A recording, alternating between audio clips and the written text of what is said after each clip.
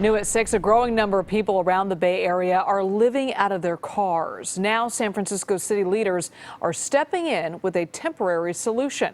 KPIX 5's Joe Vazquez is live at the Balboa BART station, where a controversial plan will be tested. Joe? Yeah, Liz, a 22% increase over the last 4 years. That's according to the latest homeless statistics. And there's an example right here on Judson Avenue. There's a man, according to neighbors, been living here in this RV for 2, maybe 3 years. City leaders now have come up with a new concept called a triage lot.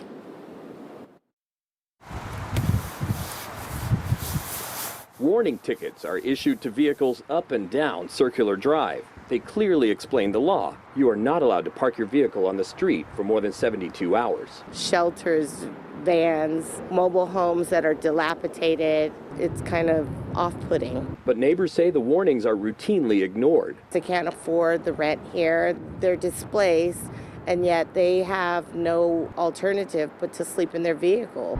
We want to provide them with a safe space. Supervisor Asha Safai is now proposing a pilot program in this parking lot near the Balboa BART station. It would have 24-hour security, bathrooms, and social services. And people couldn't just wander in, they would have to register their vehicles. So the idea is they can come here for up to 90 days.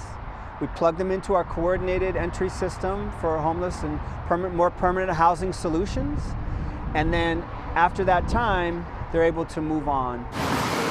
The positive thing about it is that it's temporary, and the negative thing about it is that it's temporary. There's going to have to be a relatively more permanent solution than this. And they should do that, get a lot of people off the street. We found Bruce Nelson inside one of the RVs. He says he often spends the night in vehicles, but insists this one is not his. Do you think folks who live along here would go to that shelter, or would they prefer to stay along the street? No, I think they'd go. They get ripped off all the time. They rob each other. Supervisor Safai says they've got the money, about $1 million, but it is by no means a done deal. They've just begun to have a conversation with the neighbors. And in fact, on Saturday, they're going to have a public hearing starting at about 11 o'clock at Balboa High School. Reporting live, Joe Vazquez, KPIX 5.